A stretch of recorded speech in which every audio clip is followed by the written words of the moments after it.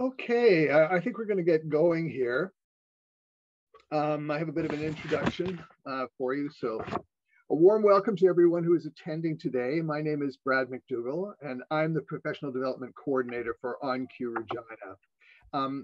Thanks to a federal government grant from the Canadian Performing Arts Workers Resiliency Fund, administered by Canadian Heritage, OnCue's incubator programming in 2022-2023 will include the three professional development opportunities intended to serve a range of performing artists working in different disciplines at different stages in their career, both within the city of Regina and provincially.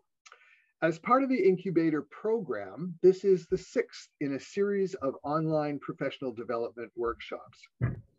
OnCue Performance Hub is a nonprofit performing arts organization with a new organizational model and approach, offering a collaborative producing model serving local artists and diverse audiences in Regina and beyond.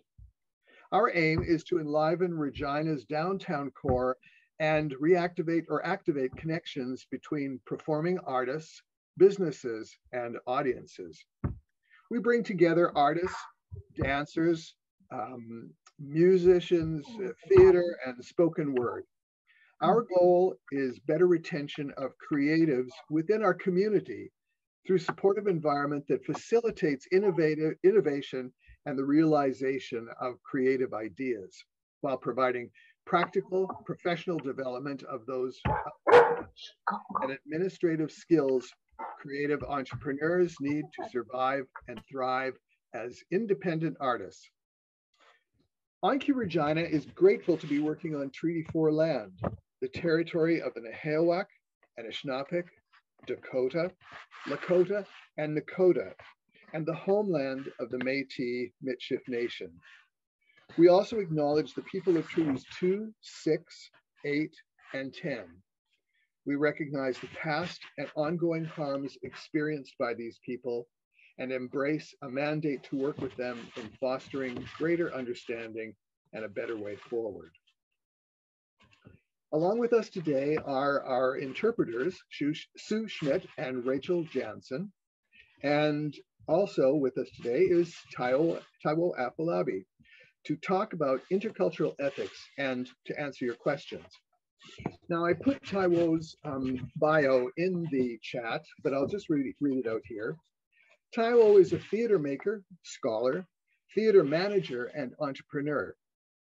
His interest is in amplifying voices and experiences and recentering governance models, strategies, and systems on the margin through the lens of decolonization, equity, and anti-oppressive approaches. His experience in over a dozen countries across 4 continents in a variety of contexts focused on socially engaged and community-based creative practice for transformational change. Through storytelling and devising theater, he works with communities on social issues pertinent to them, and his research continues to advance broad-minded thinking within the art and culture sector. He is the Canada Research Chair in Socially Engaged Theatre and serves as the Director of the Centre for Socially Engaged Theatre at the University of Regina. He is a Senior Research Associate at the University of Johannesburg in South Africa and the Founding Director of Theatre Emissary International in Nigeria and Canada. Now, just a few house guidelines. If you have questions, please put them in the chat, and then we'll stop every so often and review those. If you have a really, really urgent question, put your hand up or check in the at the bottom of your screen. There should be reactions test, and you can put your hand up that way. We'll try to catch it as quickly as we can. At the end of each section, we will stop for your questions and work through as many as we can in the 10 minutes allotted. And there should be time for all your questions. So for now, please mute yourselves and I'll turn it over to Taiwo. Thank you so much, Brad. Thanks for the introduction, and then thanks everyone for being here. Really appreciate your taking the time to be in this presentation today. Today's Saturday, and then you would have been doing something else. So I do not take your presence for granted. Thank you so much. I know that we're 10 here, so I wonder if we just put on your video just for a few seconds, a few minutes, if you're comfortable, just to say hi. Good morning. Great, thank you.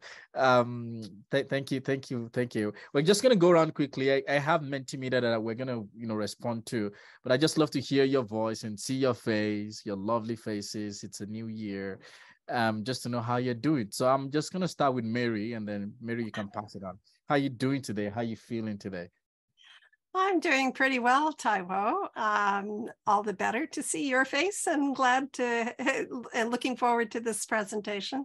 I'm the chair of OnCue Performance Hub's steering committee, so partly involved in the organizing of this. So, thanks, passing it on then. Pass it on to whoever you want. Oh, Ibukun.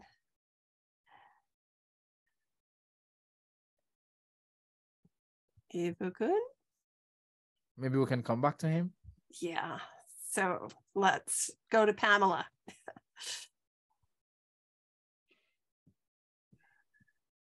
Unmute yourself, Pam. Pam, you can unmute yourself. Okay, let's pass it on to someone else. Okay, Mark. Okay, hey, thanks, Mary. Hey, hello, everybody. Nice to see your faces, and I'm happy to be here today. I'm feeling well. Thanks for asking. I'm still hanging on to some of the basque from the holiday time. Some of the glow from the holiday time. It's trying to hang on to it, but enjoying the view of the winter wonderland out there from the safe indoors of my home. And yeah, glad to be learning and sharing with all of you today. Carla, hi, nice to see you. Can I throw it over to you? Yeah, you bet. Hi, everyone. Yeah, how am I feeling? I think I'm feeling good despite all of the things that I know I have to do in the next 2 weeks. And just taking it, bit by bit, and using actually this time in this presentation to really just be like, hey, this is some time about me and my learning time rather than what, I need to be doing for others at the moment. So I'm excited to be here and listen in and see what you have to present. So thank you. Okay. I'll pass it over to Carmen.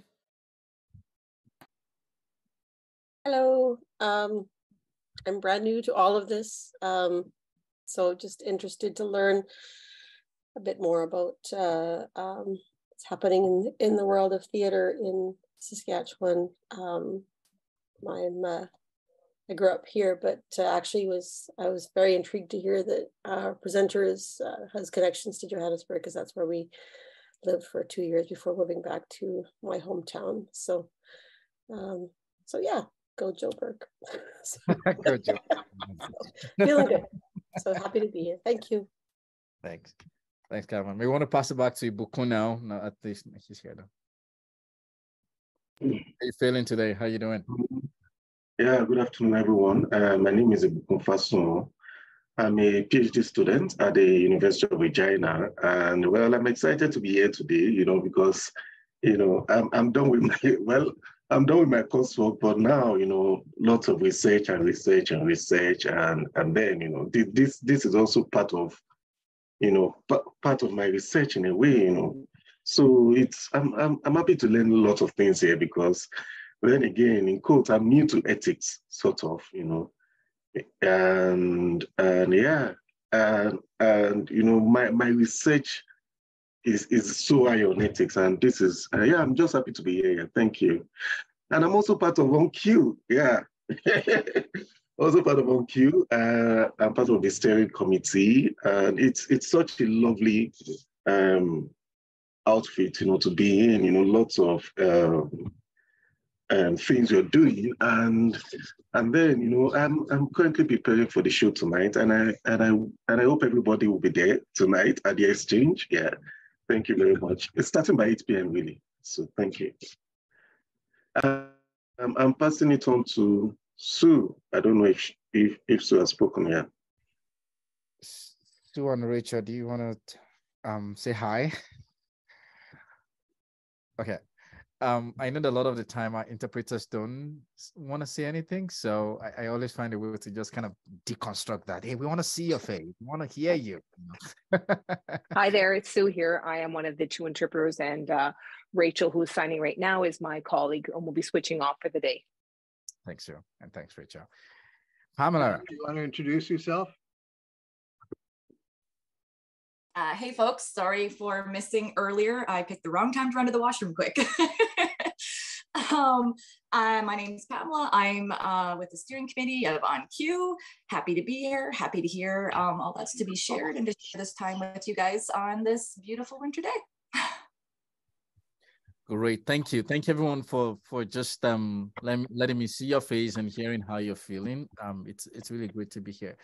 I'll dive into this right away, and then I'm hoping that if you have any question, please just type it, or if it's pressing, you can raise up your hand. I'm happy to pause and ask questions. It is a presentation, but at the same time, it's a conversation for us to learn together. I don't believe in top down. I believe that what I'm sharing is just a provocation for us to engage and hear what you have in your own world going, and then from there we can sharpen one another. Okay, so I'm gonna share my screen here.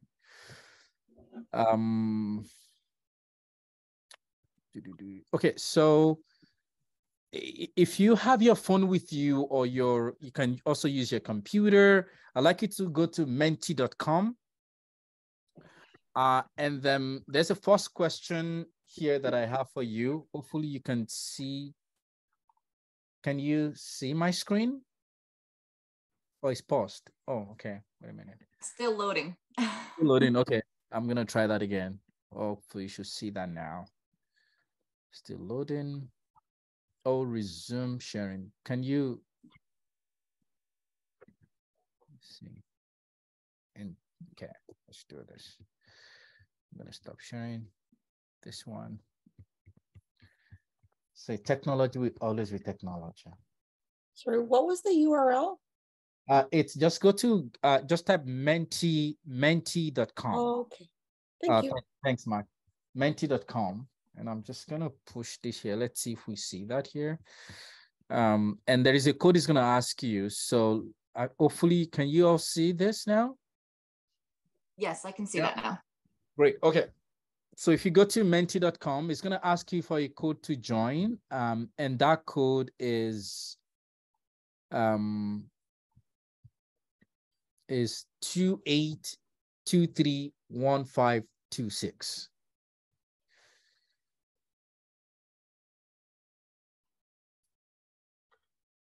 And I just wanted us to just kind of just respond to that question. Ethics is. When you hear the word ethics, if you can complete that, ethics is.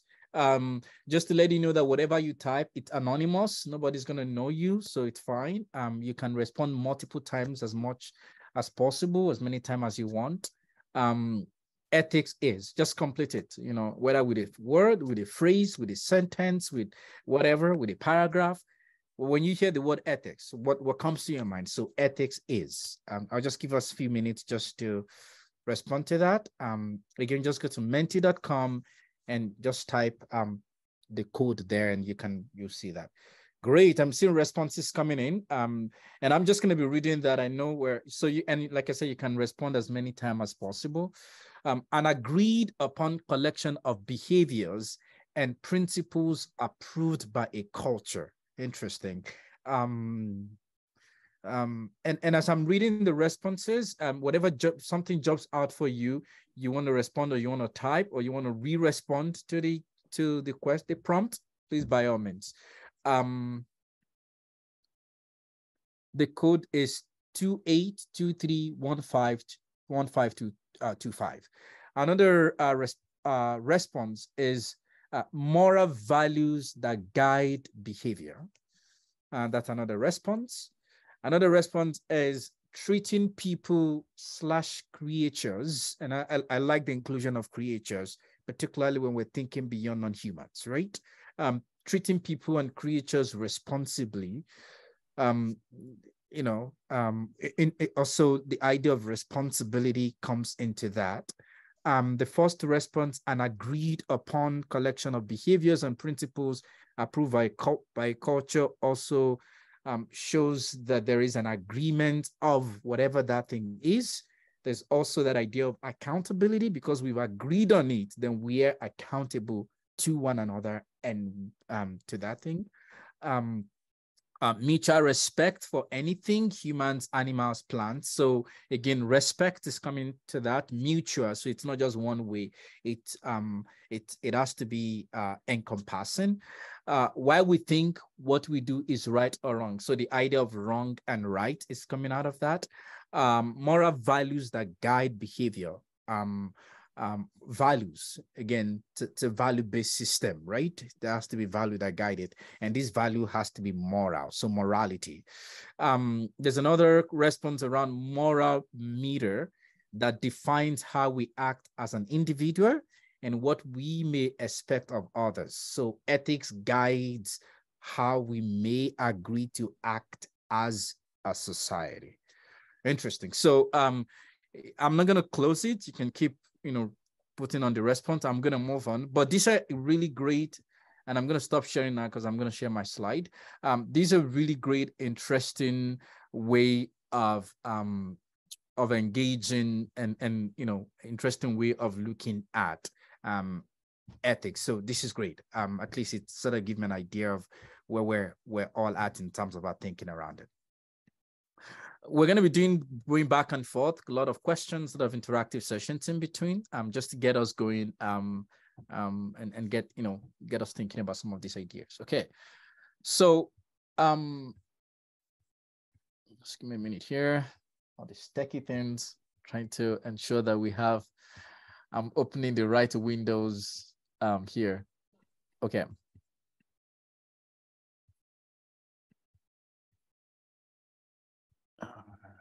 So share my slide. Okay. Can you all see that? Yeah? Yes, I can. And it's saying that can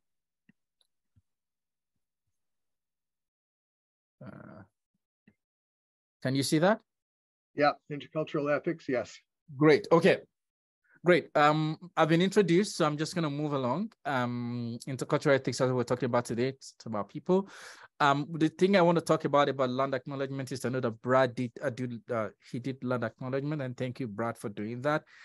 I know that it's become a tradition in Canada that we have to do that, whether it's part of our funding, whether it's part of what is expected, or part of the moral agreed upon way of engaging and presenting.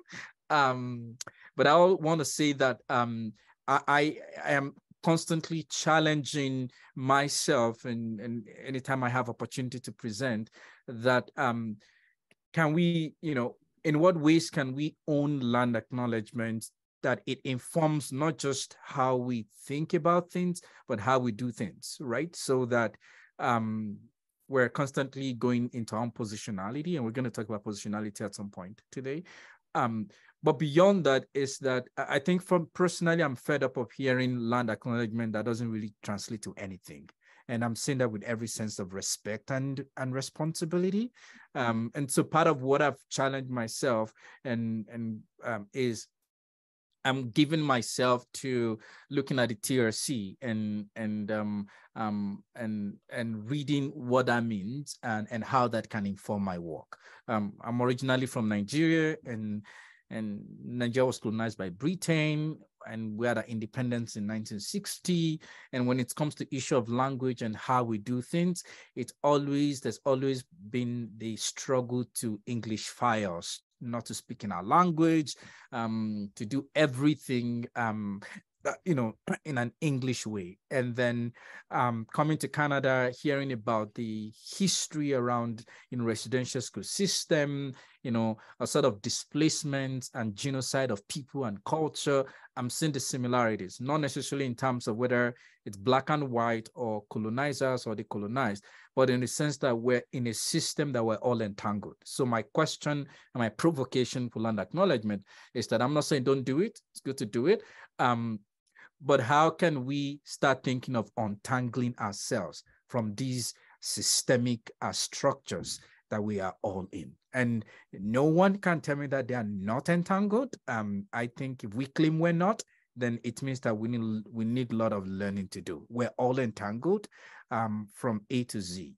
So I encourage us to think about that how can these, the intention behind land acknowledgement provoke us, inspire us to take little steps, big steps in our organizations, in theater making, in the roles with our ensemble, whether you're a director, a dramaturg, whether you're a theater manager, whether you are a board member, whether you head an organization, whatever capacity and sphere of influence you have.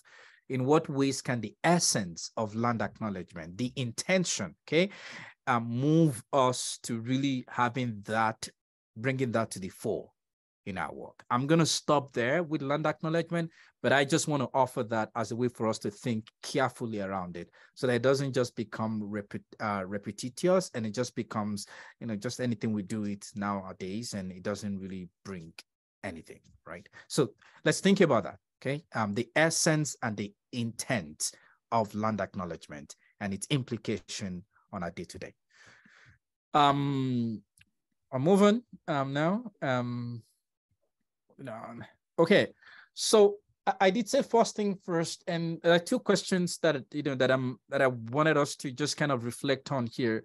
The first question around who are you, and the second question is around what are your lens, and I'm going to go into that in a jiffy. Part of the response that when I asked the question ethics is part of the question that.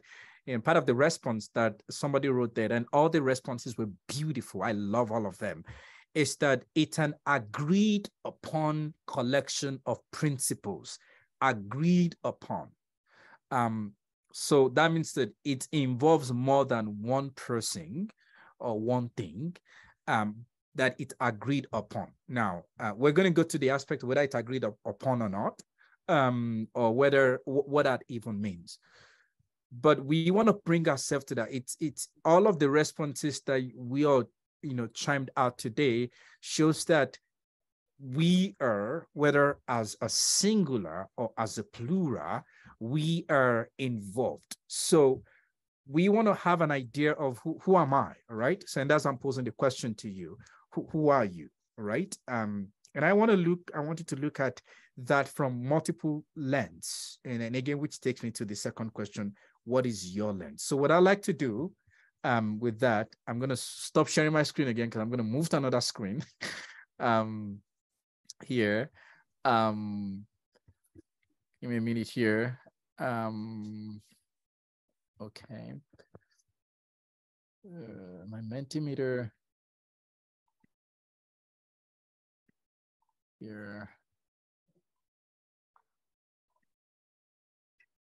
Sorry, folks. I'm just juggling multiple screens here. That's why it's taking a while.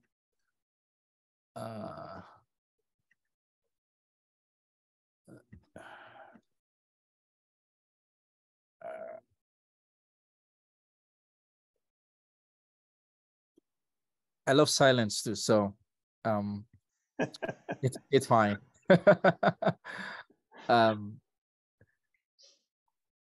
Okay, I'm almost there.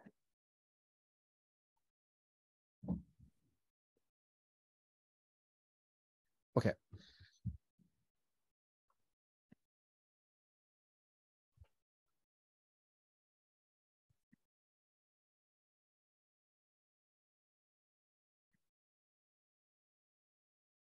What I want us to do here, sorry, and my screen is here, my camera is here, and so that's why you're not seeing my face. My apologies, everyone. We're gonna go back to that same Mentimeter, and done with that presentation. Okay. Mentimeter. Okay.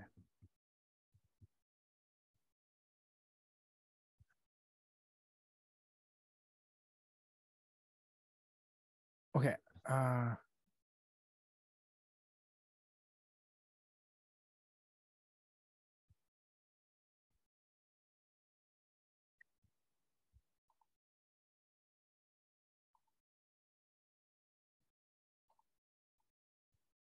Okay, you know what? My Mentimeter is just, okay, good. It's there now, looking at your phone. Good, okay.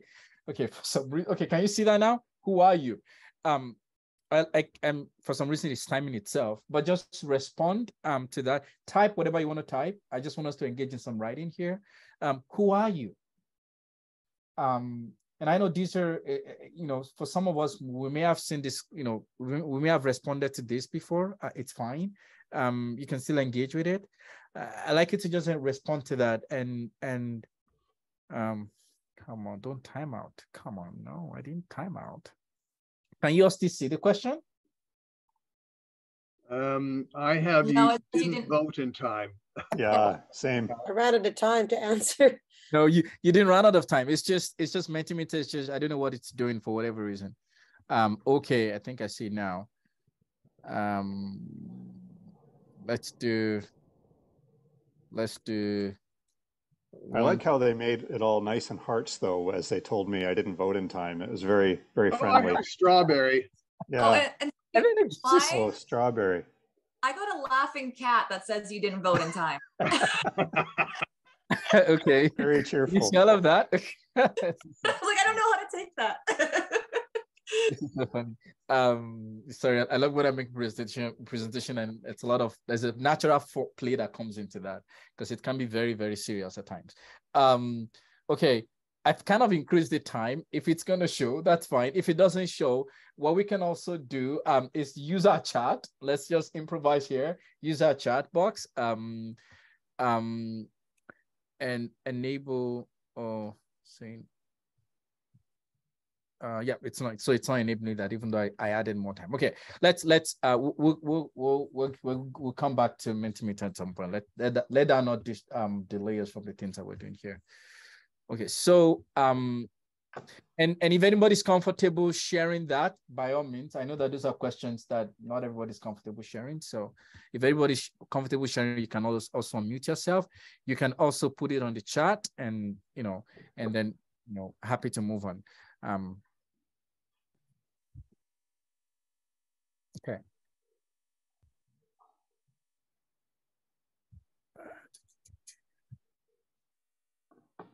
Thank you, Carla. Carla just got us started. Great, thank you. Carla said, they're artist, educator, mother. And again, can just pop up the challenge just to the chat here. Who are you? Who are you?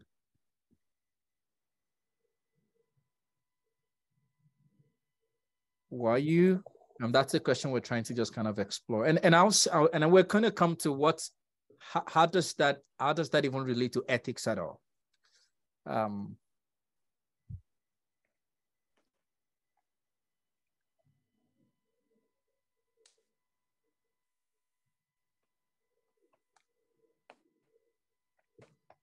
Mark said, surprisingly tough question to answer. Maybe I should probe that a little bit, Mark. What makes it tough? Well, I guess I think especially for many of us in the artistic theater world, our brains are full of all kinds of experiences and filters and things we're interested in, and so sometimes it's hard to narrow it down to, well, it's like, who am I today? Well, maybe today I'm a dad. Tomorrow I'm an actor or an administrator, or it seems to shift. That's right. So I mean, I see identities, right? Yeah, we define ourselves as our roles, right? And so those tend to change back and forth. So sorry to get all wah about it. Oh no. That's really interesting though, because when we talk about mutually agreed principles or ideas that we all want to live by, we have to understand what does that mean when we shift in our roles and identities, right? So somebody says, Carmen says, wife, mother to a preteen daughter, corporate communications officer, passionate and aspiring theater artist. Ibukun says artist, researcher. Pamela says artist, creative, Kiara, daughter, game board lover, animal lover, disability advocate. So these are multiple multiple roles and responsibility and hat that we wear. Pamela, did you want to say anything to that? Just I was in the same boat as Mark. I was like, what do I pick? I don't know how to, like, what should I say? It was almost like a should thing as well, you know, as well as where do I start, I guess. So I was like, I'm just going to put an ellipses at the end because there's so many different things you could say, you know, and how other people perceive you too, depending on your crowd, all that jazz. Great. No, this is great. And again, you can keep those responses coming. The reason why I wanted to start in this way is that when we talk about ethics, a lot of the time, it's always about our positionality, not the positionality of the other. It's always about me in the room. Where am I showing up into the room or into that particular thing that we're in the context here, we're talking about theater space. So the question of who are you, and we're going to come to positionality, and we're going to be talking about ethical questioning and all of that. It's really interesting that all the time we ask ourselves, which of the foot am I bringing forward?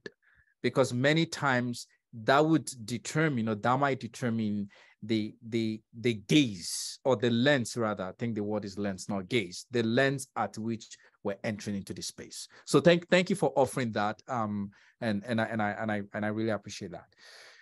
I'm going to continue with my slide here. Hopefully, can you all see that now? Yeah. Can you see that? Yeah. Okay. So I'll come to the question of what is your lens later on. What we've done right now is what, and I might be preaching to choir here. What we consider as positionality is the social and political context that creates your identity, and your identity influences and biases and your perception. Sorry, a lot of things are blocking my eyes here. Perception of and outlook on the world. So positionality affects research, teaching, leading, policymaking, theater making, as well as common interactions. One of the reasons why I always want to start from when it comes to ethics, and I'm not going to go into theoretical ethics, axiology, meta ethics, and all of those things. We may not find that useful here. I'm talking about the practicality of our day-to-day when we're in the context of theater making, in the context of the space that we walk as creators. Our position and positionality becomes critical in terms of the values that we hold, in terms of our gaze on the other, in terms of the content that we're creating, in terms of how we put our organizations together, in terms of anything, right? A lot of the time, that's always the place to start with, or to start from. I'll move on now. I love this next slide because it's kind of, it's from engineerinclusion.com, and you can see that it said positionality is the social and political context that creates your identity. And a lot of the time, I also add spiritual, I add historical, because we need to add and add and add and add. And part of what Pamela and Mark, you were talking about the other time, is what we would consider intersectionality of your identities and who you are and all of that, because we're not just one thing. We can be multiple things at one time. And the next time we're moving to something else, we're changing our heart. But at the core of that is whether you are an artist, whether you are a theater practitioner or a mother or a father, the question of the value system becomes constant. So I do agree that our roles changes, and we always, all the time in community, in society, our system always introduce us or look at us from the perspective of the hat that we carry. But I'm hoping that by the end of our presentation today, we start looking at ourselves from the lens of the values we carry. So that regardless of the hat we wear, if care, C-A-R-E, is part of my value system, if accountability is part of my value system, regardless of any hat that I wear, I come into that space with that. So according to Hugh, positionality therefore becomes where, looking at the social, the political context, and of course the spiritual context and all things, and we can keep adding a lot of "and" to that, because again, of the idea of intersectionality. And I'm not going to go into intersectionality today, but I'm going to connect all of this to, how does all this have bearing on ethics? And the second thing there is how your identity influences and biases your perception of and outlook on the world. And I think I kind of mentioned that. So just a minute here.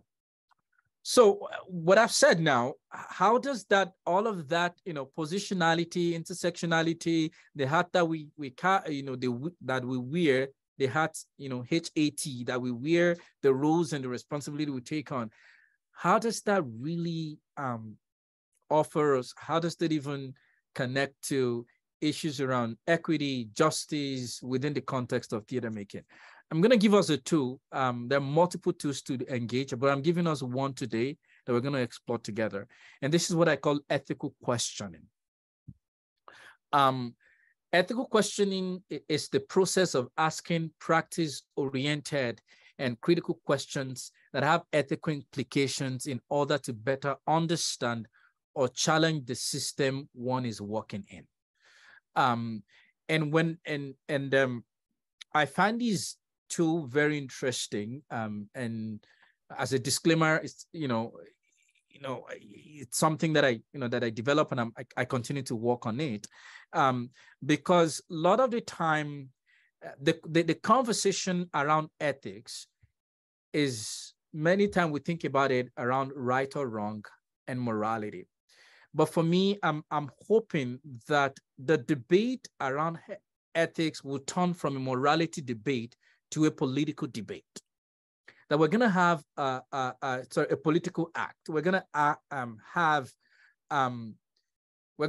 a turn, an ethical turn, that from a morality debate into a political act. And I'm saying that because I know I do believe that the persona is also and can also be political. The choices that we make, the values that we hold on to individually, have its multiplication in the collective. So ethical questioning is that process of constantly asking practice-oriented, practical, and critical questions that have ethical implications. And that's why I started from the question, who are you? And there are many questions, multiple questions you could start from, or you could engage with, depending on what you're doing per time. And the essence of that is to offer a better understanding, a way to help us understand ourselves, first of all, because we cannot give what we don't have. And a lot of the time, we're going into a community, or we're creating a theater piece as an ensemble, or we're doing research, or we're leading an organization, whatever it is that we're doing, many times asking those questions help us to start articulating or understanding where is our stand on different issues, on different policies, on the directions, and even in terms of strat plan and all of those things. We start asking ourselves these questions in a way that can help us to clearly articulate what exactly we want to do, what system do we want to change, if we want to change anything, what are we talking about, and what are we choosing not to talk about? So ethical questioning is that process of asking question. There's a book that I find very I really find it useful. It's written by Juliana Saxton and Nora Morgan, I believe. It's called Asking Better Question, and it's just an amazing book. And part of their part of what you're saying is that the kind of question we ask determine the kind of response we get. And of course, there are more to that in terms of even who we ask and all that.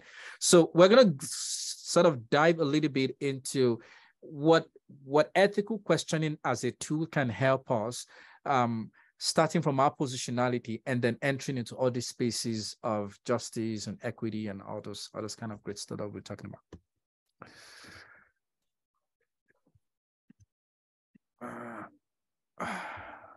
Come on, okay.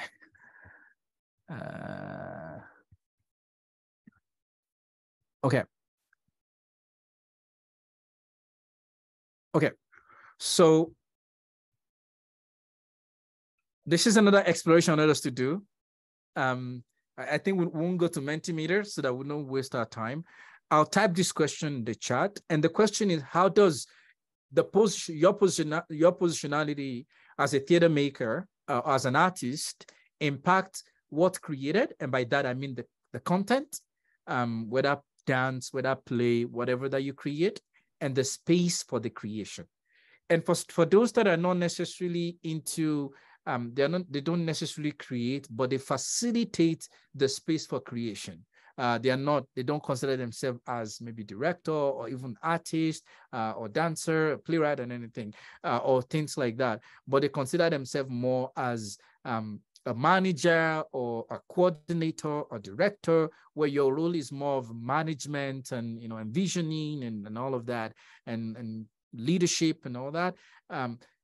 How does your positionality facilitate, impact the space you create? Okay. I'm going to stop sharing my screen. I'll stop sharing the screen now. I will copy that question and put it in the chat. And then we can respond to that. Let me see if my Mentimeter will work while I do that, because I just find that a more way to do that. And if anybody's interested in talking about that question, by all means too, we can go multiple ways here. Okay.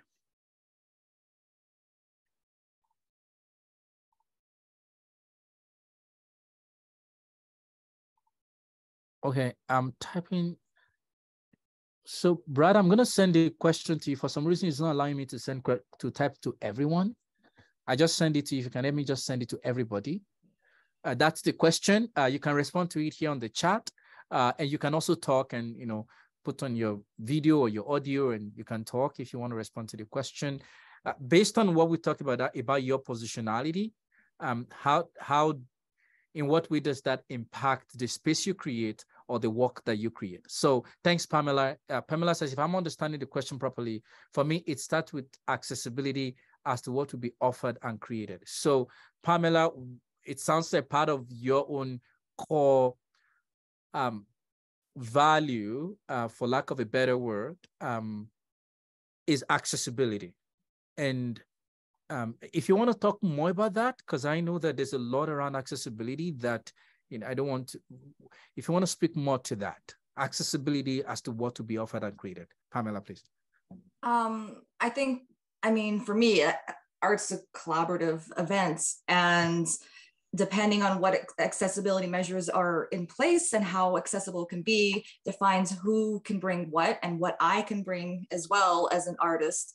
And just awareness as well around that of what is needed with accessibility and what maybe people are hindered by, and how that shapes the work that we make as well, both by whether we can create work and whether or not we want to incorporate those notes within our work. Thanks, Pamela. I'm going to come to it, but Coin's written something. I'll come to it. So accessibility. So which means that when I'm creating a space, whether I'm a director or I'm a deviser, accessibility becomes one of the key one of the key values that will be at the top of my question when I'm doing ethical questioning. I'm asking myself, what does that even mean in the first place, right? To me and to the community, what does that mean in the context of the contents that we're creating? What does that mean in the context of the physical space that our project is going to happen? And so I'm going to be asking myself all of that. thanks, Pamela, for sharing that. Ibukun did write, my positionality influences the type of work I create and the intentionality that goes into it. So the type of work and the intentionality. Ibukun, did you want to speak more about that? The type of work and the intentionality. Do you want to speak to that? Okay, to start with, before I came to Canada, you know, there's some certain kinds of works that I engage in, and also the certain types of plays that I write, you know. But then, you know, crossing over and you know, the culture shock, the reality and everything, you know, it's highly influencing my work, and also the way I weave my stories, you know, around, you know, because for example, even if I want to create some works that digs deep into Blackness in Canada, you know, in a way, you know, the way I structure those works, you know, says a lot, and also because I see myself as one who is contributing largely to history and the perception of Black people, you know, so I won't just, I'll be very careful in the kind of words I use and the kinds of, in ways, in different ways that I say the things that I say, really, you know, because I see myself in a very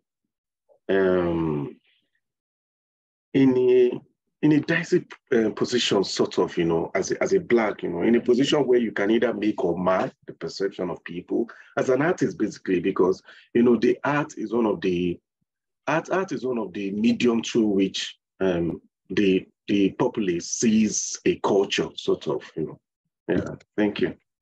Thanks, Ibukun. So your positionality and to put you know, at least one you know, a signal in terms of positionalities, your identity influences the kind of work that you do. So I mean, your positionality is not necessarily your identity, the identity as a Black person alone, but in the context of this conversation, you're saying your identity influences the kind of work that you do. Thank you for that. And of course, the implication of your identity, perhaps to the people coming before you, after you, to the people around you and all that. Okay, thanks for sharing that. Mary did write that my positionality is grounded in my cultural background, and that determines whatever I create. And as a theater practitioner, the group of people I surround myself with, both the audience and community I create, and the artists and people, theater people I work with. So there's a lot of, you know, the cultural background, there's a lot of that determining, you know, what is created, which again speaks to some of what Ibukun was talking about in terms of his identity, but in the context of Mary, it's more of the cultural background, and that could be influenced by so many things, right? To the kind of people around as artists and the community and all that. And I'll give an example. I was at a theater. I was with a theater back in Victoria, and then there was this particular show that we put that was part of the festival, and the show was about a Filipino. There was a lot of content around Filipino community culture. I think it was based in Yukon or something like that. I'm trying to remember. It's been over 3 years now.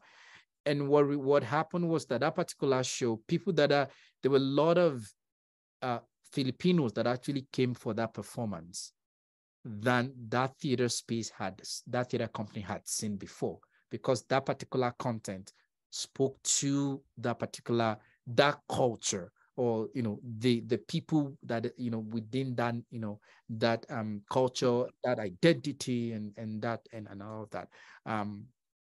So thanks, Mary, for sharing that.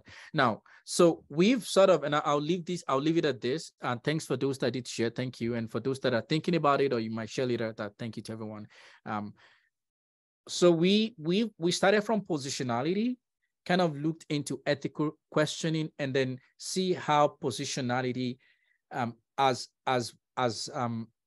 as one idea can help us in shaping the kind of questions we're going to be asking ourselves in ethical questions. And I just wanted to follow me. This is like a story where we're sort of weaving a story together here, because what we're going to do next is we're actually going to do that in reality. And we'll come to that. Thanks, Mark. I'm going to read that quickly. My upbringing in a homogeneous culture and Eurocentric education exposed me to particular kinds of theater and literature to which I grew attached and wanted to work in. Defined my artistic playground and artistic aesthetic values. Mark, do you want to speak more to that? And very, very high level writing. You know, this is an executive director writing. That's a joke. That's just pulling your legs. Thanks, Taiwo. No, I probably could have said it much more simpler and short. The theater to which I was exposed was a product of a very specific culture. That's all. And so that's how I came to see theater, and the idea of other kinds of theater and art is still quite kind of new to me. Thanks, Taiwo. Thanks, Mark. And I was just pulling your legs, just joking with you. And that's interesting and that's important, because when we talk about intercultural ethics, the whole idea is that there are multiple cultures. They're all coming together, and we all talk about multicultural and all of those things. But we're talking about intercultural ethics. It's not necessarily them blending into one another and melting. We always give this picture that, yeah, we melt into one another. It doesn't melt. We try, but the reality is that and also we don't expect one to melt and forget where they're coming from or their culture and all of that. It's intercultural. That means that it's especially where we're at in our community, where we're having, thanks to immigration, thanks to new generation coming in and all of that, migration and different things like that. The reality is that we're faced with where there's an exposure here, where we're entering into we're beginning to see multiple, even though they are not necessarily in the mainstream, we're seeing multiple playgrounds, right? Multiple literatures, multiple play texts that are coming from different kind of ideas, multiple ways of working, right?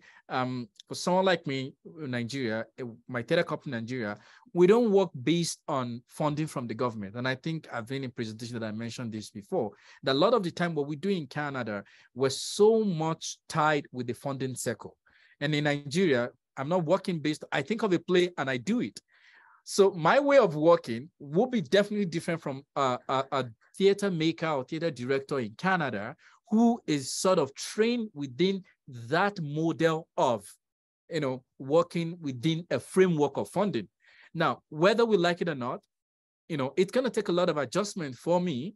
And if somebody also wants to work with me, in my space, it's going to take a lot of understanding where that person is coming from. You see, positionality again, and then asking myself a lot of questions that will help us to be able to clearly understand, create a system, a framework, principles, ideas, ways that can help us to work together. Carmen did say, Mark, as you have come to recognize that, I think that's a question. And I'm happy to ask that since it's kind of keen. Have you grown curious about desire to explore and learn more about other ways of doing theater? I think that question is to Mark, but we can open it up to everyone, not necessarily Mark. But the direct question is directed to Mark. Mark, if you want to respond, you don't have to if you don't want to.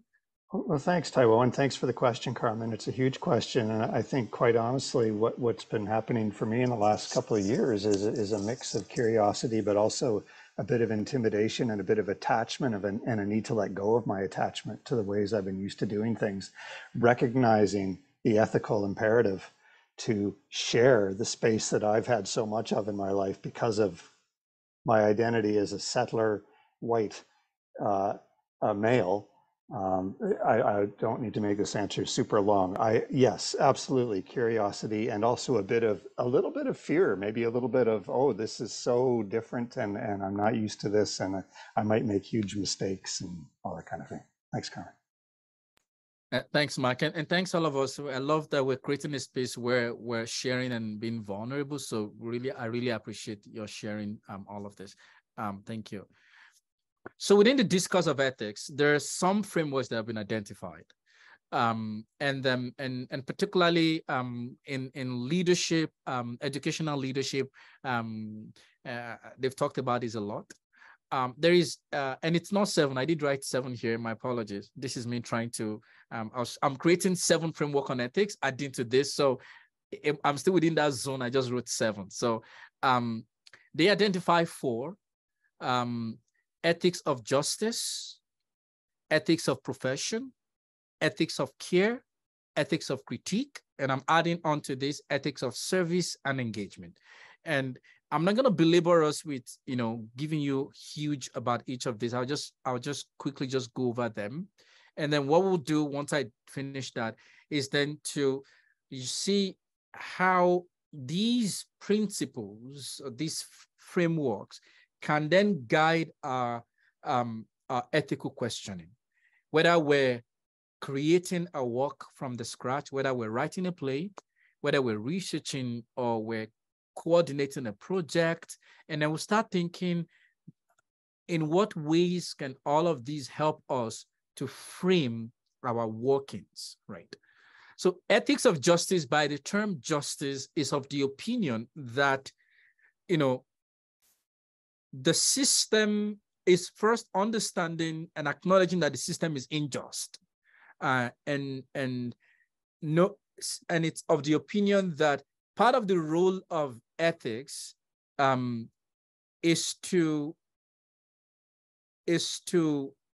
speak to, is to in many ways correct. So we're bringing the lens of justice into ethics. That's basically what ethics of justice is talking about, bringing the lens of justice into the discourse of ethics. And I want us to start thinking about what would that look like when you want to start a project and you're asking yourself some questions from your own position, right? As a person, as a Black artist, as a Black researcher, what does that mean for me? What does that mean within the context of thinking about the space in which I'm working? Because, I put myself out here. I work in different spaces, particularly within the field, the sector, and within the academia.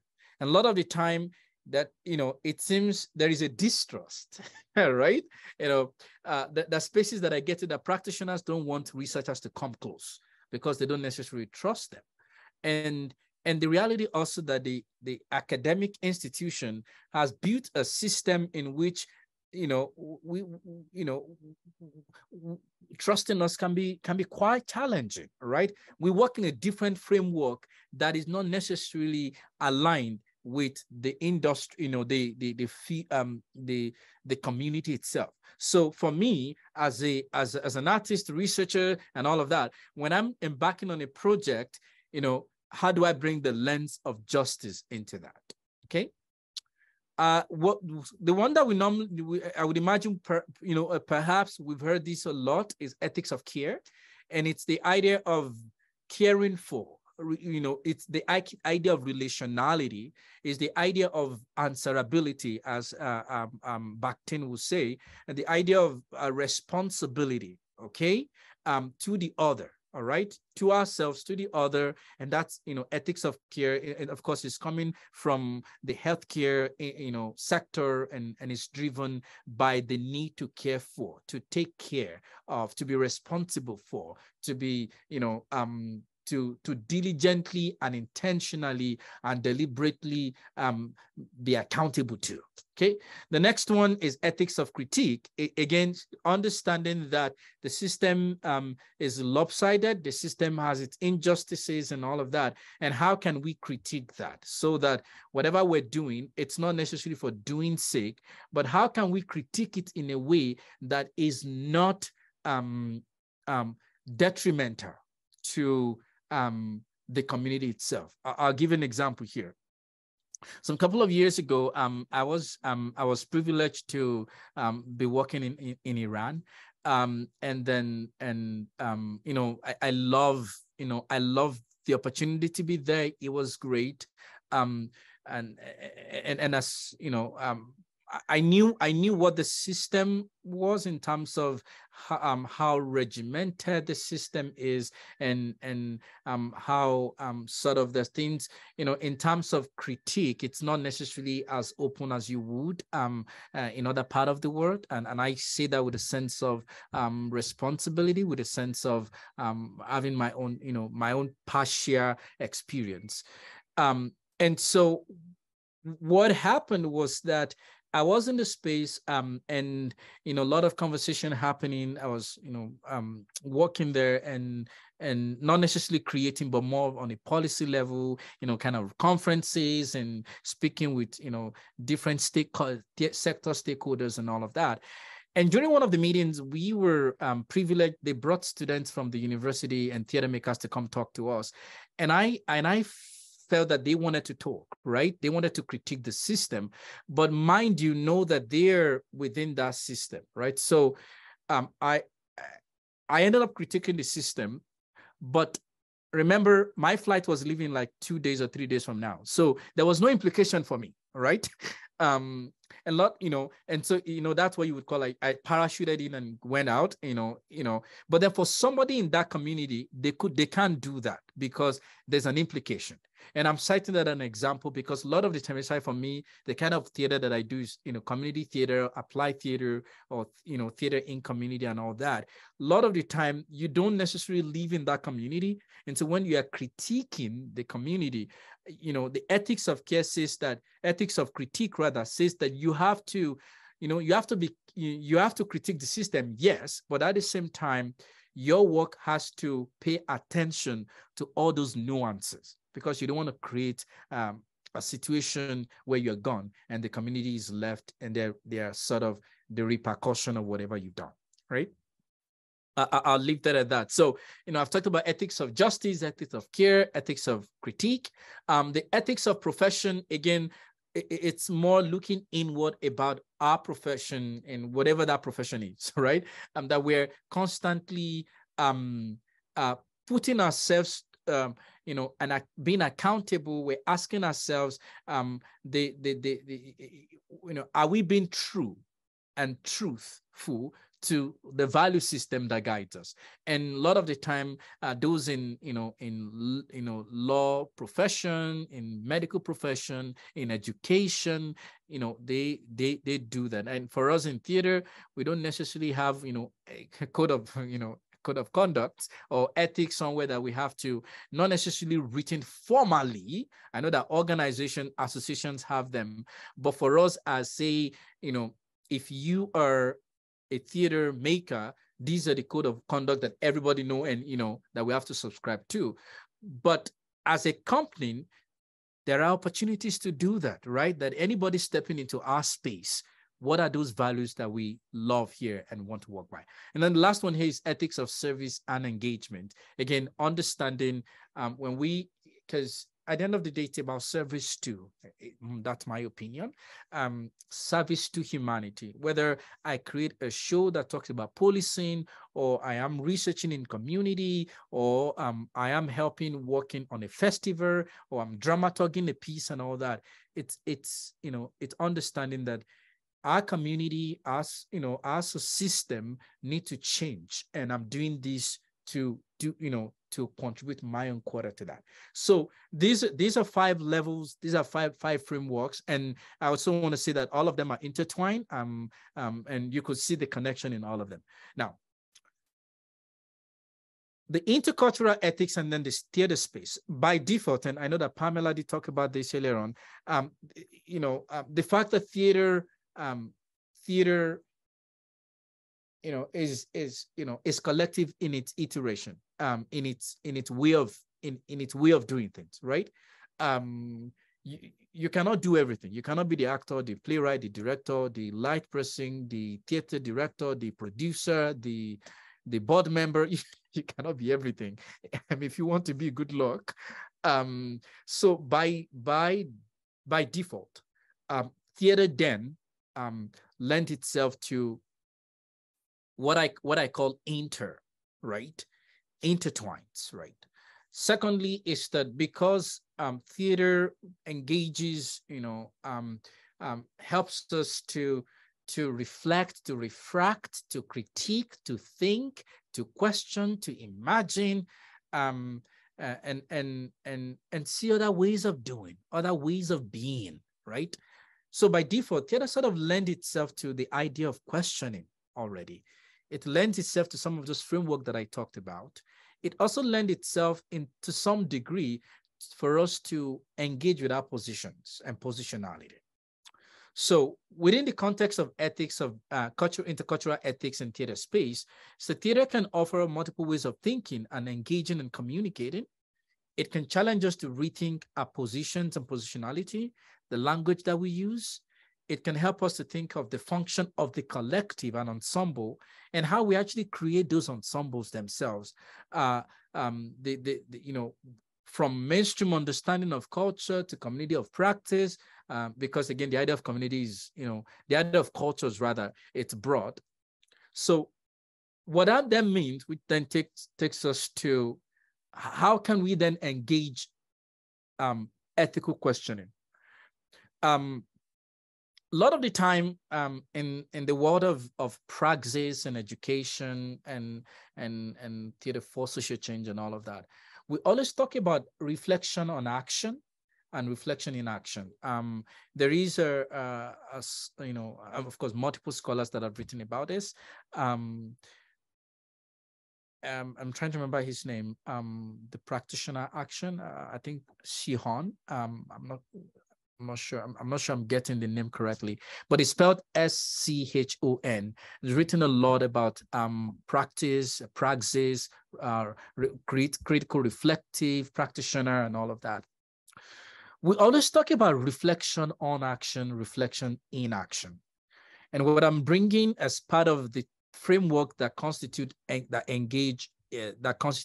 ethical questioning is what I'm calling reflection before action, which is what we're going to do today, and reflection on action and reflection in action. Reflection on action before action is basically saying that what are those things we need to ask ourselves even before we get into that space? As a practitioner, as a creator, and I'm lumping everybody all together here, please pick your own. What are those questions you need to ask us? What are those critical points that you need to reflect on that can help you to articulate, refine, come to understand your own, based on your positionality, that can help you to understand and articulate how you want to work? The second one is, and then reflection in action is about what are the ones that you do when that action is going on. So when I'm in the rehearsal space, what kind of question I need to ask myself? And then the last one is the reflection on action when that thing is done. Okay. So I'm really simplifying this here. If folks are interested in reading more about it, I'm happy to share resources. But those are the three you know, the tried stance upon which EQ is dwelling on. So what I'd like us to do is, okay. So I like all of us to identify, we're going to do three things, and I'm looking at my time. We have time, and after this, we open things up to conversation. I'd like you to identify the space you occupy in theater making and in theater and in theater making process. And what I mean by that is, you know, I didn't know who the people that are going to be here. So by in theater, what I mean is that in the theater ecology itself, whether you are a director, whether you're a board member, whether you are a coordinator or you chair a steering committee, whatever. And then in the theater making process itself, it's more of the creative process. So the one on the space you occupy in theater, i.e., in terms of, like, you could think of it like organizational chart, and then or managerial and all that. And then in theater making process talks more of the creative process. I'd like you to identify the space you occupy. If you want to do that, you know, if you want to get a pen or you want to use your computer to do that, if you please, can you please identify the space you occupy? Once you do that, I'd like us to go to the second stage, okay? We're kind of exploring EQ now. Remember, we talked about positionality. And so the first question is basically your positionality now, all right? The space you occupy, all right? As like we said, occupy, identify that. The second stage is that I'd like you to think of a project either that you are working on or you plan to work on. And I'd like you to identify 2 to 3 questions you can ask yourself and the ensemble in the creative process now. That can positionality. Oh, okay. So that you can ask yourself and your ensemble. For those that are not necessarily involved in the creative process of, as it were, but you are more involved in creating the space itself, the festival, the curating the season and all of that, managing the finance and all that. What are the questions you want to ask, that you can ask yourself? 2 to 3 questions coming from your positionality that has ethical relationship between people, the content, the planet, and the process. And I want you to ask those questions in 3 levels. Before action means before the project even starts. During action means when that project is going on, and after the project has been done. Now, if you're identifying a project that you are working on, it means that you've sort of gone, the before action is gone already. If you're identifying a project that is new, you can still engage with before action. So if you are working on a project right now, you could still identify 2 to 3 questions that or if it's one, that's also fine, that perhaps you would have asked yourself prior to starting, okay? So I'd like you to do before, during, and after, okay? And then once you identify that, let me give us a few minutes just to do that. So if we all identify the first one, the space you occupy, yeah, you can put on your hand by, just give me, a signal, an emoji or whatever. Yeah, are we good? Yeah. Are we all there? Yeah. And you can also talk. Yeah. Can we move on to the next question? Are we all identify that? And this is where I need your response, please. Great. Okay. Thank you. Can we move to the second thing now? I know the first one might just be a few seconds. It's the second one that might take more of our time. I'd like you to identify 2 to 3 questions based on those 3 levels. So we're using the tool of EQ now to do this. What are the questions that if I want to embark on this project, I need to ask myself based on my positionality? Okay. And then during and then after. Can we do that? And if you're done with that, and if you have these already under your belt, that's also great. That's fine. Okay.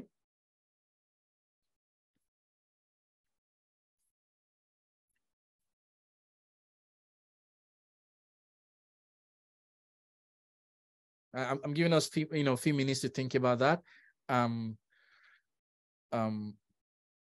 And please know that these questions you don't have to necessarily share with us, because I really want you to be, to really, be vulnerable with yourself, if you want to. So don't care whether we're sharing it or not. We're not. It's not compulsory that you have to share with us. So you have that liberty to just write it and keep it to yourself.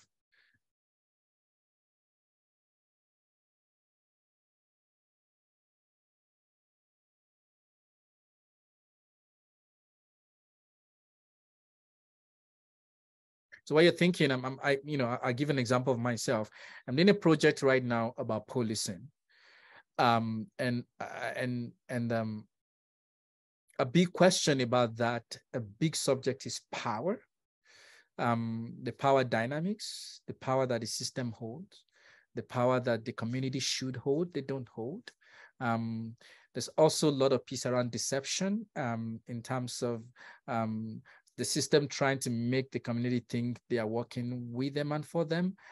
So they have, well, maybe deception is not the right word, but there is a frontier that they show the world, and there is something that happens in the backstage that for me, as a person that is engaging with the community and with the police, I get to see everything. So I'm really asking myself, how do I become truthful to my value system? Okay, so those are the questions, you know, and then of course, I want the identity of my community members, because some of those experiences that they've had, I don't want to expose them to the world, because that can have social repercussion and things like that. And also knowing that, you know, I'm a Black person, you know, my identity, as it were. And also, you know, so, you know, those are questions I'm asking before action, before I even embark on it at all. And I'm just sharing my own example. And then during the action, you know, I'm yet to get into the work itself, but I'm also preempting a lot of those things already, right? And then of course, so that's an example of some of the things that I'm considering before I even start in the first place. So I'll give us, you know, just 30 seconds to wrap that up. And you can always revisit this later. Okay. And then the final, and yeah, 15 more seconds, please, so that we can move on.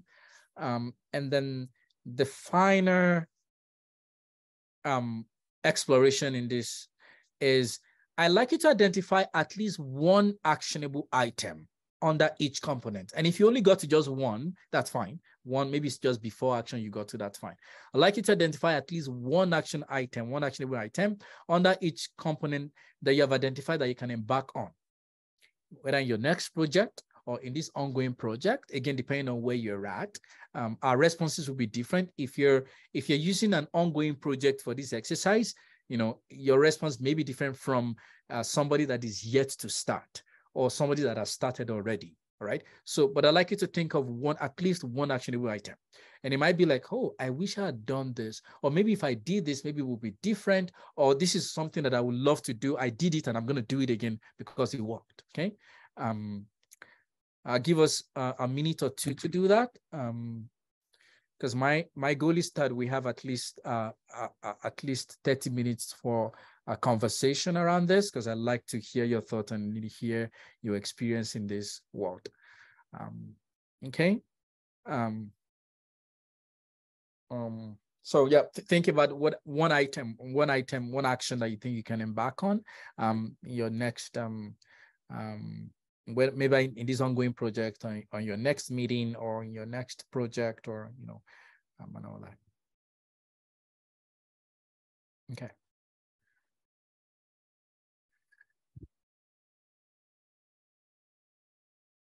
Okay. 30 more seconds, just wrap it up.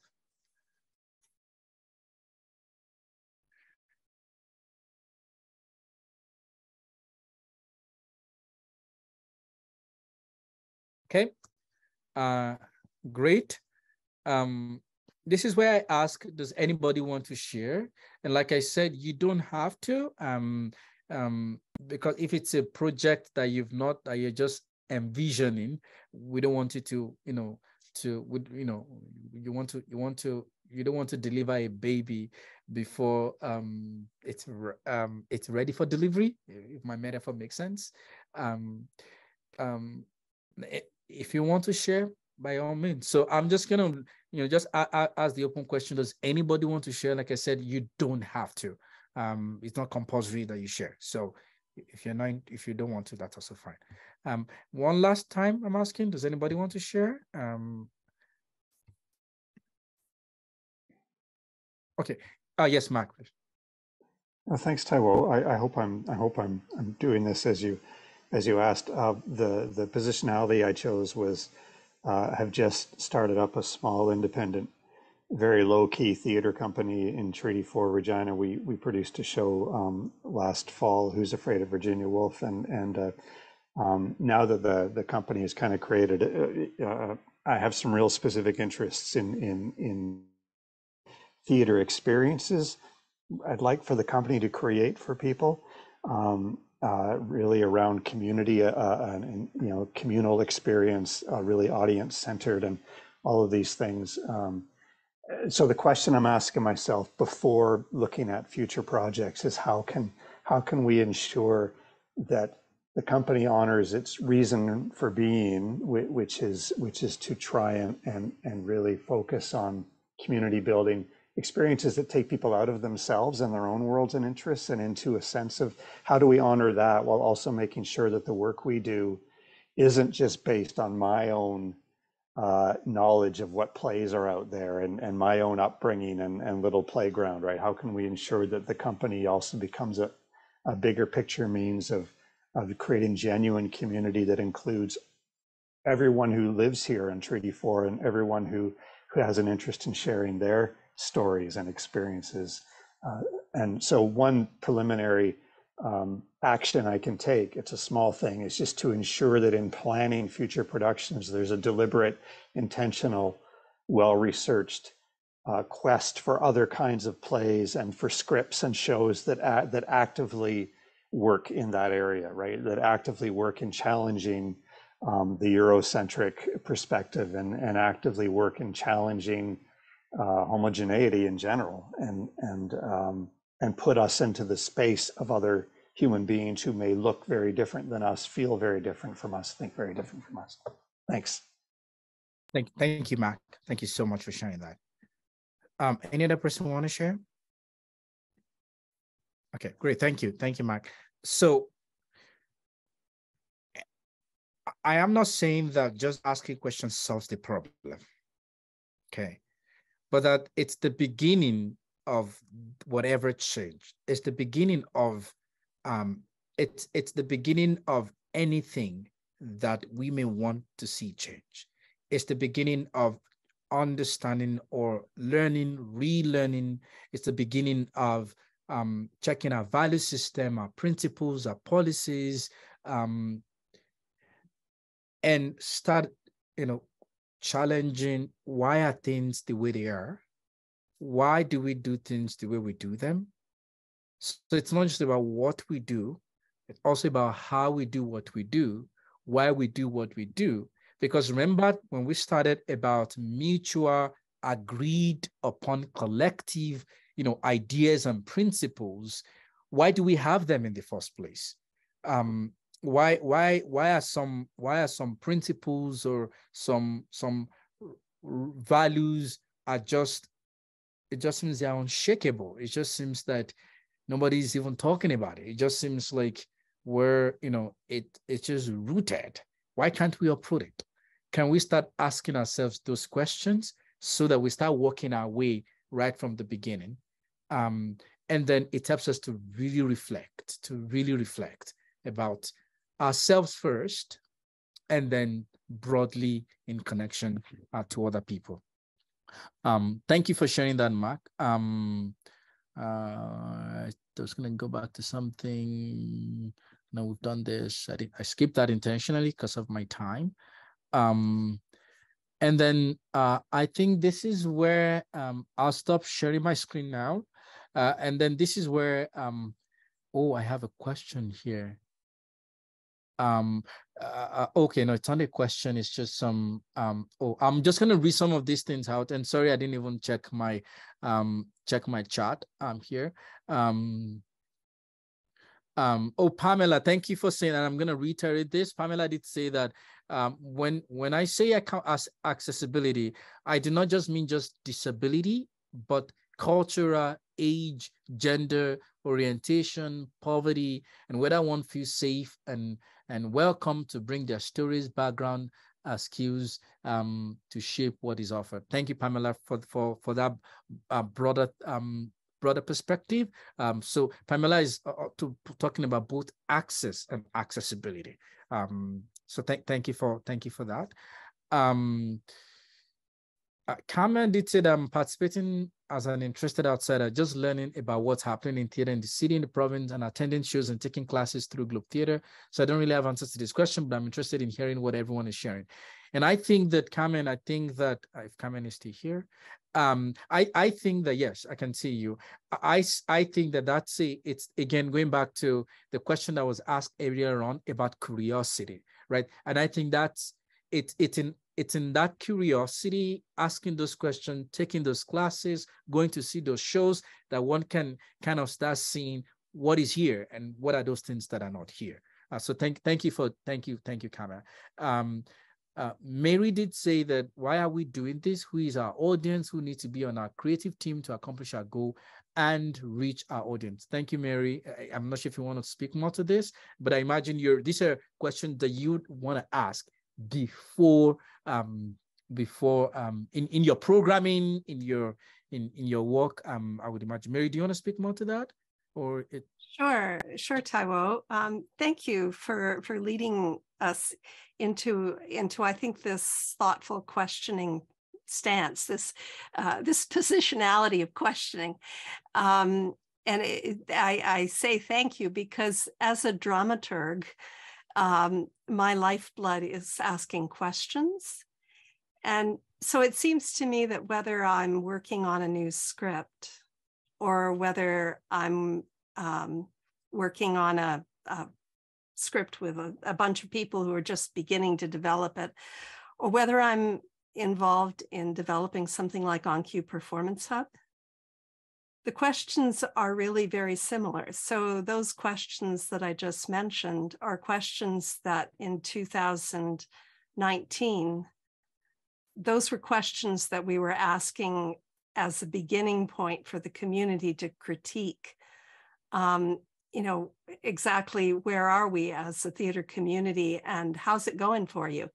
Do we need to do something different? And there was a resounding response, yeah, we need to do something different. And so, OnCue started that way. And I think the kind of presentation the slides you just ended with seemed to me to be a good example of what we need to do. We asked questions before. We're asking questions now, and we just have to keep asking questions. And that applies to every show we do, but it applies to how we form our steering committee. It applies to how we engage with professional development. It's not like it's done. It's once done and then it's done. It seems to me the other point here is that it's a process of constant questioning. Absolutely. Thanks, Mary. And Carmen, because it's a process of constant questioning, puts all of us at the pedigree of a learner. We're all learners. So thank you for that.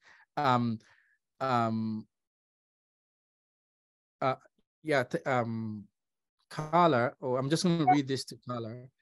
Read this out. I think they've gone. Thank you, Taiwo, and everyone that has contributed in various ways today. This was so informative, and we'll continue to think about this.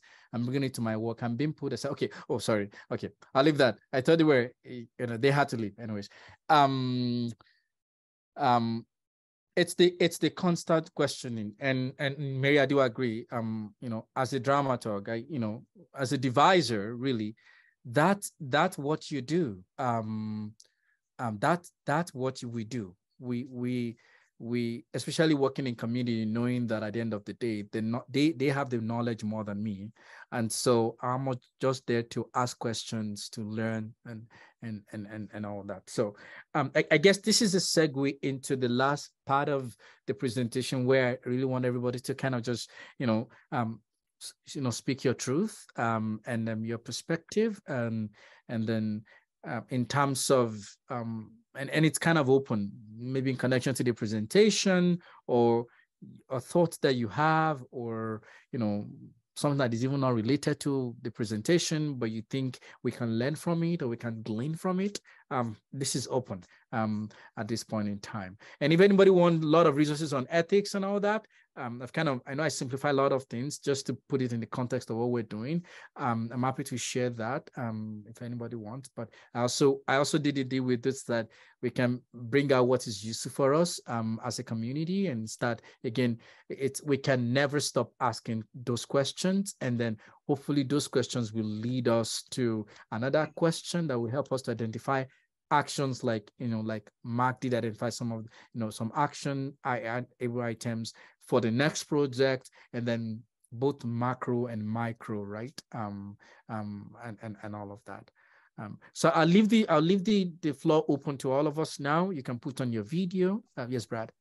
Taiwo, it would be actually very interesting, I think, for everyone if we did have a list of resources. It doesn't have to be extensive, but something that we could actually put on the website, and people could, if they're looking for information on ethics, intercultural ethics, that they could find it there. And that would be terrific. I for myself, I don't know. I think I guess I'm thinking on the micro level and not so much on the macro level. I mean, I'm thinking in terms of if you have an ensemble of people who are getting together to work. I mean, to me, it's like one of the things that, especially if it's a diverse group of people, I mean, you kind of, one of the first questions you need to ask is how, once you get that group together, is how are we going to work together? What has people, what do people have to contribute? How do we, do that kind of thing? How do people contribute? How do we respect people's opinions and feelings, and how do we work together through conflict and anything like that seems to be some of the questions, at least internally, for for an ensemble to be asking themselves. And then just during that is kind of like a check-in process of how people are feeling, and if they are feeling respected and valued within the group, and then towards the end, sort of a look back at how did that work for people. So I don't know. I'm thinking on a very micro level, not on a macro level. So, but I no, thanks, Brad. I think that you may think it's micro, but that's actually that's what we amplify on the macro level. When we all have, part of the reasons why there's a problem in our world right now is that we have a value system that not all of us subscribe to it. First of all, not even all of us agree to having it in the first place. I mean, how will I agree to being marginalized, right? Right? Or whether because of my color, or because of my ability, or because of my age, or because of ability or disability, So I think it's the micro that we actually amplify on the macro level. And I do agree that that way of going about things is, when we get, this is what I do in my own community work, is that I don't assume anything, right? I get in and I say, how do we want to work together? I ask a lot of questions like, how do we want to work together? What kind of social covenant do we want to foster? And covenant might sound like a big word, because of its future implication, but it's social. As long as we all subscribe to this, what kind of ideas, principles do we want to subscribe to? If I'm working with you, Brad, I'm asking, what does respect mean for you, right? Does it mean when you are talking, I'm talking, you talk and I respond? I get back, speak back to you immediately. Do you appreciate a little bit of silence? Or, and those things look very small or very simple, but they make a huge difference. So I think, Brad, yes, I do agree. That's the way to go. It's like, we want us as an ensemble to determine and define our value system that is guiding our operations. And once we have that, and then we say, this is what is meant to us. And then because all of us, it was a collective work, right? It was a collective decision. We all subscribe to it, all right? And then if we don't subscribe to it, then what happens? Because we also need to say that, what if I don't subscribe to it? And a lot of us that are in, teaching, students come into class and all of them, that you submit an assignment. And if you don't submit assignment, what happens, right? You don't get a grade, but what that means for you, are there other things that we need to consider? Are there, maybe the reason why I cannot do this is because of this, there will be a lot of nuances around this. It's not like it has to be punitive and all that. No, but we have to give that room to say, hey, if we fail, we have to know that it's going to have implication on all of us. and of course, what does even failure means, right? So I think that it's really having all of these conversations and helping us that can create an environment that is welcoming and enabling to all of us. So thank you, Brad, for sharing that.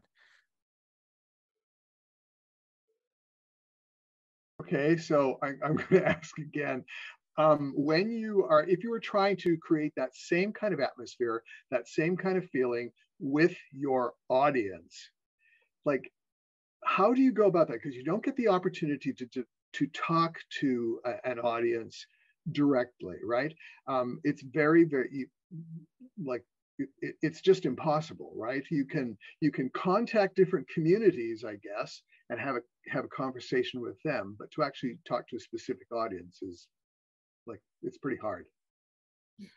Okay, so I think that, we have to, because when we say audience is very broad, right? A lot of the time when we think about audience and engaging with them, we always think about when they get into our theater space, what happened before they come in, what kind of engagement or interaction have we had with them? Audience are intelligent, right? So if I live in a community where all of the plays that the theater companies are doing, they have no idea, they even have no connection with me, and I expect them to come, I'm sending a signal out there already to them that, hey, I don't care. All right. I'm sending a signal to them that in my world, you do not exist, yet I wanted to come and see the show. So my point for making that analogy is that what kind of communication and interaction are we having with the audience before they come into the space? What do they even have a say in the programming? Do they have a say in every other aspect of the things that we're doing? Do I even give them the impression that they should come to our space, to theater space, that they are welcomed? But if the only impression I give them is a capitalist, market-oriented impression of, I do the show, you come, you pay the ticket, and then I get the money and you go watch the show. You see, it's the value that we've said already. So it's the market-oriented value. So my point is the kind of conversation, the communication, interaction we have or we do not have with our audience, even before they step into our show, whether in person or virtually, will determine what will happen when they come into the show, to see the show. Now, the reason why I say that is that would help us to consider, even when it comes to, the component of that show, how we want to engage them and all that. And that's why I said that, the response to this question can go in many ways, depending on what we mean by audience, right? And the kind of show that we're working on and what it means. And then when they come into the show itself, what also communication that I'm giving to them? Do I honor them? Do I respect them? Do I consider them? Right? Do I create space for them that, they are seeing that they're not only here just to help us get the money and leave? What kind of language am I using? We did the theater company that I was part of, my theater company in Nigeria, we did a show in Sudan some couple of years ago. And we're moving from Nigeria to a different country, right? It's I said it's an Arabic country, an Arab nation, and we don't speak English, and many things like that. And we were really interested in using signs and symbols to communicate, because we don't speak that language anyways, and we also don't want to go speak English and then asking ourselves and all that. But before we went there, they told us point blank that after every show there is a viver, there's a conversation with the community, like a talk back. So myself and my crew were like, wait a minute, like, we've never seen that happen in festival before, to be honest, and we've been to different festivals. And so that kind of challenge, just to say, hey, our audience are intelligible audience. They are coming, they are not just coming to just come see the show and then leave.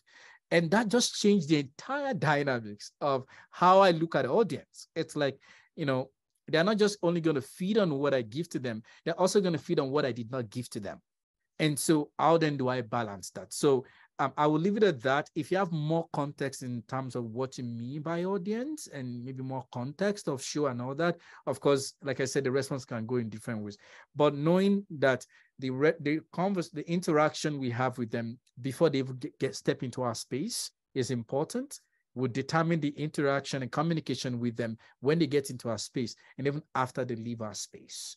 And so that's why at times I tell different theater companies that, you know, on your board, for example, it's good to have people in your community there, not just only looking at people from the expertise that they can bring as lawyers and all of those great stuff, but looking at people that also love theater, that they are in that community, they're part of that community, because the signal that we're sending to them is that we welcome you here. Is it possible that you have a space and then people also have access to it? Create a policy around it where when they come, they, you know, that it can guide their operations, right? Are we open to collaboration? When we come to programming, for example, like, you know, Mark and Mary were talking about who are the audience, you know, do we even take time to say, hey, we want to hear from you. What do you want us to program? You know, I know that there was an experiment I did last year, a theater company in Canada just selected some, you know, plays and send it to community to, you know, to select which one that they want. But can we even create a system where they can even be part of that? You know, and there are many ways to go about it, because for me, audience starts from there. It's not until they come see the show alone. It starts from there, right? Anyway, I'll leave it at that. If there are more context to the question, please let me know. I can see Pamela video is on. Do you want to say anything, Pamela? Any thoughts? I'm sorry, on something specific. Oh, no. I just saw your video and I don't want to miss any cue. That's what I was thinking you wanted to. Oh, it's all good. Yeah, I was trying not to distract, but since it seemed to be more engaging at this point, I thought put the video back on. That was all. Oh, thank you so much. Brad, do you have more specifics? Because I hate to not to answer that question the way you want. You're muted. Yeah, no, that covers it. Thank you, Brad. Any other question, maybe in relationship to the presentation, to other things? I'll just ask one more question, or Okay. make one more comment on it. Have you worked in the States? In the US? Yes, I have, and no. It depends on what work means. I've done presentations there. I've worked with a university in the States, but not physically. It was virtually. Okay. So kind of work, you know, again, it depends on looking at legality. Because you had mentioned, talked about melting, so that, you know, sometimes white people just think that, okay, people from other cultures will just melt into ours and then we'll all be on the same page and then everything will be good. And certainly in the US, they consider themselves a melting pot. Now in Canada, we don't. We consider ourselves to be a mosaic. Have you found, or do you think that there is any, that philosophy has made any difference in the way the two countries kind of work, or the way the two countries operate? That's a deep question. Thanks, Brad, for putting me on a hot seat. So my theater company took a show to the US in 2019, a one person show. But I think my opinion is I think things are beginning to the thinking is beginning to shift in the US. I think it depends on who you're talking to or you're working with there. Because I think folks that I've worked with, in sense that I engaging with in the US, they don't believe in the idea of melting point, really. So that's why I think things are beginning to shift. But to come back to your question, I think on paper, we want to, you know, in Canada, I think on paper, we consider ourselves as mosaic, but in the reality of it, I don't think we're there yet.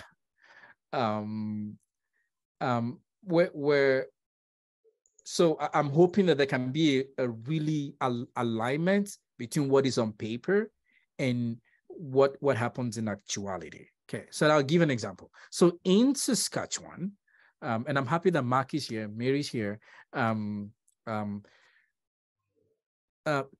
Tagalog, if I'm correct, the Filipino language, is the second most spoken language in the entire province.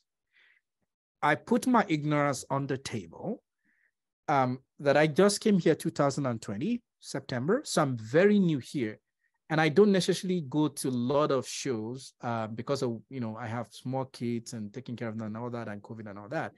But I've not seen any show, any programming beyond, that even connected that community at all. Neither have I seen shows that are necessarily embracing multi-language, not multimodal way of engaging, but language. So if we want mosaic to really guide as a modus operandi, then I think we need to start thinking about the implication of that in the context of language in programming. And that's ethical. That's what I mean by turning ethics into a political act, that knowing that language becomes critical. Not that we want, we know that English is still the dominant language, but how can we invite those other languages into the spaces, especially when those language, that particular language, that one alone, and there are much other languages, when that language alone is the second most spoken in the province. Mm-hmm. So that's what I'm saying, that I think on paper, we're considering ourselves as mosaic. It's aspirational, I will put it that way. And I'm hoping that can, that where, I hate the idea of melting point, it can never melt, but that idea of mosaic is a great way to look at it, that, we can always coexist in multiple identities and realities and then come together. And so while that is on paper, that it can, it's aspirational and it can become a thing, even in our realities, day-to-day policies, programming. Okay. Well said, Taiwo. Yeah, it's fascinating. I mean, yeah. Can I just was going to add on that. Oh, sorry. Yes, go ahead. Sorry, no, it was interesting that you brought that up, because I was thinking that there are some theater artists that are doing some of that kind of work, the expression of culture in really fascinating ways. Like Chris Alvarez, who actually is Filipino heritage, has had a series in the last number of years called Burn Sienna, which she's just wrapped up recently. But she's engaging people directly in that conversation, and I'd love to see more of that. Maybe in theater companies and that sort of thing. So I guess my question, I would just, because of my connection to South Africa, I'm just kind of curious about what you're doing in terms of those conversations in that context, and maybe how that relates to what Brad has been asking about as well. Maybe things you've noticed, or like how that conversation differs between those two contexts, with that in mind. Well, so yeah, I think there are two contexts. South Africa is different from Canada, totally different context. But part of what I'm trying to do, and I in our interaction, I'm sort of engaging and working with multiple folks who are here on the call, for us to be able to think about our sector here in Saskatchewan and finding ways to really not only make this conversation around EDI and power shifts and all of those things for just diverse or BIPOC alone, that we can mainstream it, because it can be burdensome, right? Just only one person is talking about that, or because they look like that and that have to talk about that. So, I'm really excited with the work that we're doing with SATP. It's really, and I'm not saying that because Mark is here. I think SATP is really helping in that regard. I'm also connecting to SAA, and of course with OnQ, Mary's here. So, you know, there are multiple things that I'm doing with different organizations. So we recently just did the first phase of Future Priority Theater. Come in, you can read more about it online. Future Priority Theater initiative. And the whole idea was really to bring all of us together and really ask ourselves questions that can move our sector forward. And I think that that was well received. Thanks to everybody in community. And then, of course, we're moving forward with that in one form or the other. I also sit on the board of Commonweal. So, you know, I'm sort of working in both silently and in different capacities, and also opening up the center, the university, to be a hub, you know, a incubator for all of us to really come and have this engagement. So I know Mark will speak more to that, or can speak more to that.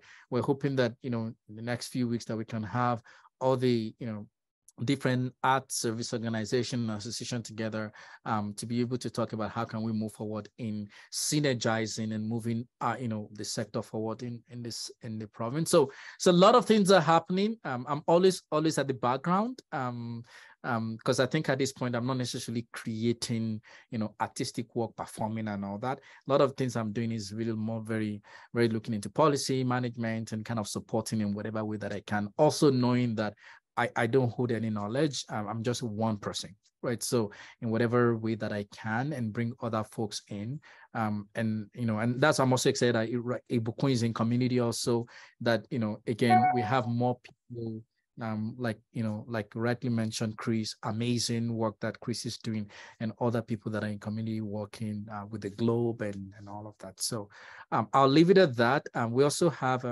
art leadership program that is in its second year with the Globe, with Persephone Theatre, and of course that's across across Western Canada. Now it's Saskatchewan,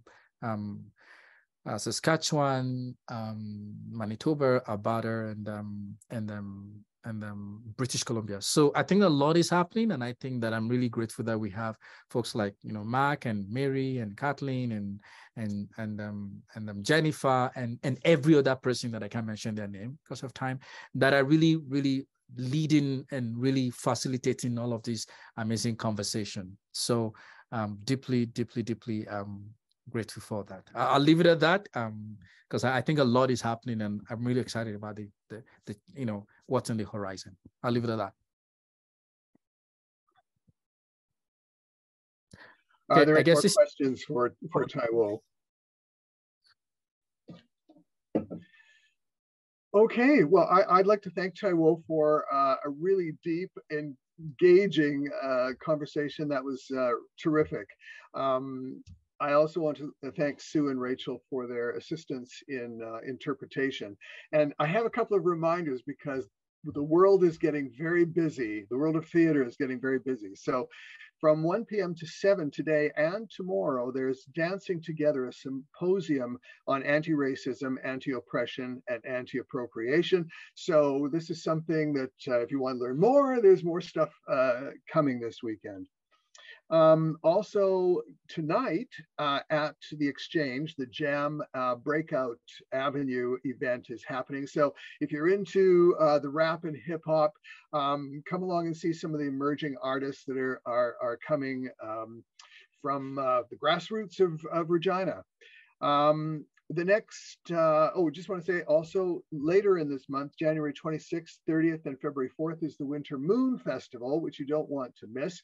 I think that's going to be a fabulous, they've got fire dancers coming. I think that's awesome. And the next professional development workshop is February the 4th, and it's about scenography for touring. And Beth Cates is going to be doing it, and she will include stuff like use of projections and stuff in her presentation. And also Night Sweats, and I have no idea, are coming up from the 15th of February to the 26th, and tickets are available at onqregina.ca. So get them quick, they're going fast. I just wanted to say thank you, Brad. We're talking about resources for this presentation. So I'm doing a series of 7 seven presentation for mass culture. Mass culture is based in Toronto on ethical practice in the arts. So once all of that is ready, I'll also connect that to OnCue, because I think that we're also looking into all this that I talked about. I went into detail in those seven series. I think folks will find it useful. And then we're going to the conference, I think 2 weeks from now. So with myself and some other folks. So anyways, so there are a lot of resources we'll be able to share. Thank you, everybody. Deeply appreciate everybody. Thank you, Taiwo. Thank you so much. Bye, everyone. Have a great weekend. Thank you, everybody.